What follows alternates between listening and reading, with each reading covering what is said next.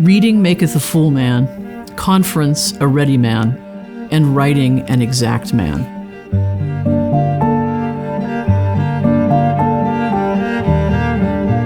I got interested in literature when I was a small child in Sunday school. And I remember this very vividly.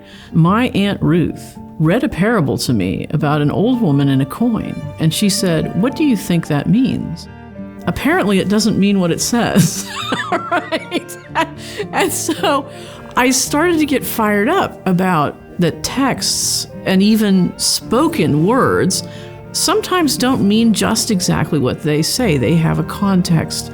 They may have a deeper meaning. They may have a symbolic meaning.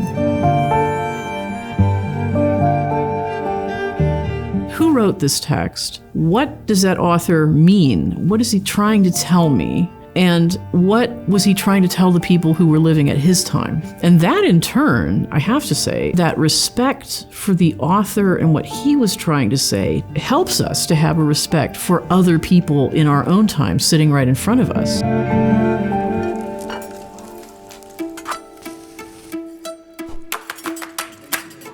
Here at Hillsdale, our introductory English classes are limited in size to about 18 students. It's a good size because you can seat people around you in a horseshoe. You have to talk to each other.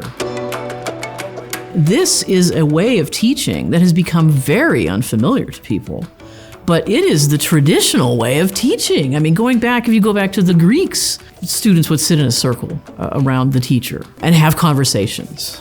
My hope for them is I can get them to be less afraid to throw themselves into careful examination of a text and to understand how does that text reach out to the world? How does that unfold in life? That's what I hope for all of them. If you want to understand your connection to history, your connection to the great ideas that are in our literature, you ought to come here. Because we unashamedly teach exactly that, how you are connected to the greater conversation and the grand sweep of Western civilization.